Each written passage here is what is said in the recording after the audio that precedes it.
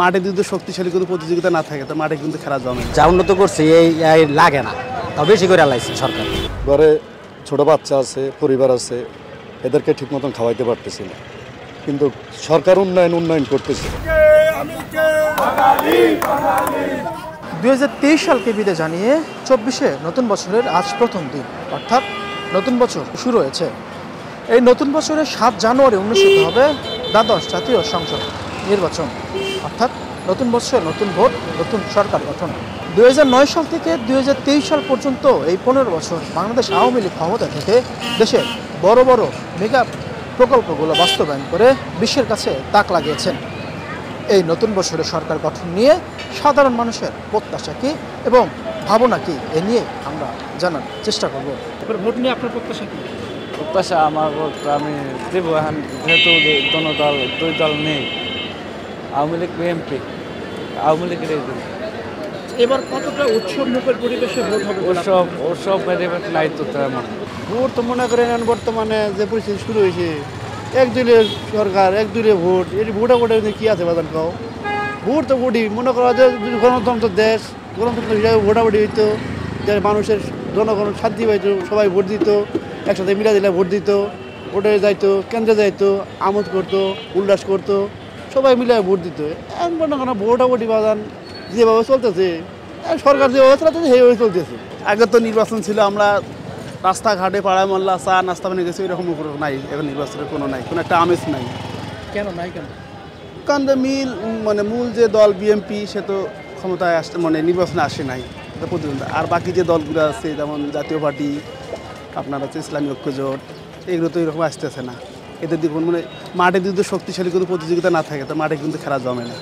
যা উন্নয়ন করছে এই সরকার, আর নতুন সরকার গঠন করলে আর উন্নতির দরকার নাই। যা উন্নত হয়েছে আর কি, আর দরকার নেই। আমাকে দেশ, ছোট দেশ, যা উন্নত করছে এই লাগে না, তাও বেশি করে লাইছে সরকার। আগে সাথে শান্তিতে আছি, আগে মনে করেন যে এই যে ছিনতাই গাড়ি, চোরটা অনেক আছে। এই যে আমাকে সিএনজি মনে করেন যে মাইরা ধরে লয়ে গেছে, কিন্তু হ্যাঁ না তা নাই।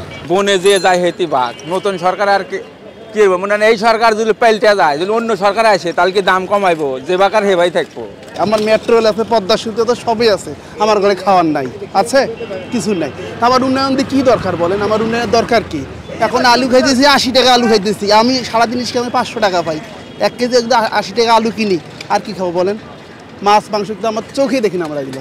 আমরা সেই দেশে একটা সুষ্ঠু নির্বাচন চাই, একটা একদম জিনিসের দাম একদম সীমিত আকারে চাই, ঠিক আছে? যেমন আমরা সাবেক আলু 20 টাকা কেজি খাইতে চাই, ঠিক আছে? এগুলো আমাদের একটা আমার সরকারের খাতে আকুল আবেদন। ঘরে ছোট বাচ্চা আছে, পরিবার আছে, এদেরকে ঠিক মতন খাওয়াইতে পারতেছি না, কিন্তু সরকার উন্নয়ন করতেছে। উন্নয়ন মনে করেন এদেশে মনে করেন বিএনপি যখন ক্ষমতা ছিল তখন লোক ছিল 80%, আর এখন এই সরকারের আমাদের লোক হয়েছে 120%। তাহলে সরকার কি সরকারের ঘর থেকে আইনা দেশ উন্নয়ন করছে না? জনগণের টাকা দিয়ে দেশ উন্নয়ন হয়েছে। এবার নির্বাচন হচ্ছে জনগণের নির্বাচন। এখন বাংলাদেশের মানুষ বুঝতে শিখেছে, জানতে শিখেছে, বর্তমান সরকারের যে উন্নয়নগুলি এগুলি মানুষ বুঝতে শিখেছে যে কার দ্বারায় মানুষের ভালো হচ্ছে। আর আওয়ামী লীগ সরকার ভালো কিছু করছে বিধায় আজকে জনগণ আওয়ামী লীগের সাথে আছে, এবং তারা ইনশাআল্লাহ 7 তারিখ সারাদিন নির্বাচন কেন্দ্রে যাবে, সারাদিন ভোট দিবে। অবাধ, সুষ্ঠু, নিরপেক্ষ নির্বাচনে নতুন সরকার গঠন করা হবে এবং সাধারণ মানুষ ভোট কেন্দ্রে গিয়ে তাদের মূল্যবান ভোটটি তাদের পছন্দের প্রার্থীকে দিতে পারবেন, এমন বক্তব্য নির্বাচন কমিশনের। 2009 সাল থেকে 2023 সাল পর্যন্ত এই 15 বছরে বাংলাদেশ আওয়ামী লীগ দেশের জন্য যে কাজ করেছেন, এই কাজ যেন অব্যাহত থাকে, এমন প্রত্যাশায় সাধারণ মানুষের।